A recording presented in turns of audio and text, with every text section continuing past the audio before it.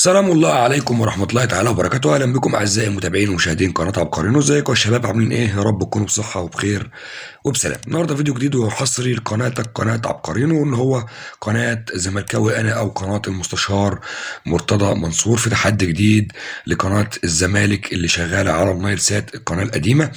أنا لقيت القناة دي لسه نازلة النهارده، فأنا حبيت أطلع أعرفك إزاي تستقبلها وإزاي تقدر تنزلها على الريسيفر الخاص بتاع حضرتك.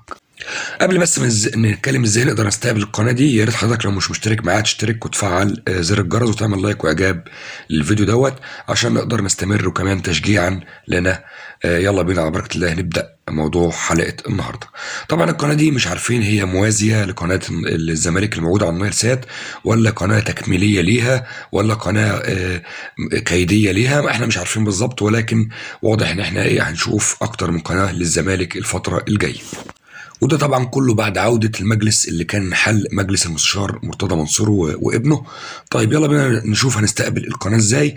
القناة بتنزل في البحث باسم في اي بي تي في، بتنزل اخر قناة خالص في البحث، لكن ما بتنزلش باسم الزمالك او زملكاوي او مرتضى، بتنزل بالاسم اللي انت شايفه قدام عينك ده. وده التردد الخاص بتاعها اللي هو 12039 اتش، معدل ترميز 27500.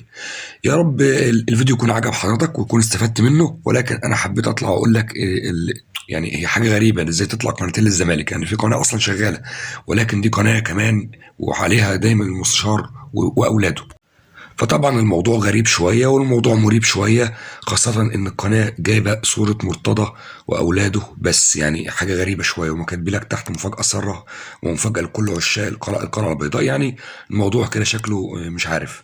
فأنا حبيت أطلع وأقول لك على تردد القناة اللي حتى كمان ترددها ظاهر في الصورة قدام عينك أهوت، اللي هو 12034 أو 35 أو 39 أيا كان. هو هينزل معاك بالترميز ده أفقي، معدل ترميز 27500 هينزل مع حضرتك. تمام كده. يا رب ما يكونش الفيديو تقيل على حضراتكم ويكون عجب حضراتكم. حضرتك ما تنساش تدعمنا ابدا بلايك، وكمان تشترك في القناه لو حضرتك ضيف كريم، عشان نقدر نستمر ويجي لك كل ما هو جديد وحصري من قناتك قناه عبقريين. والسلام عليكم ورحمه الله تعالى وبركاته.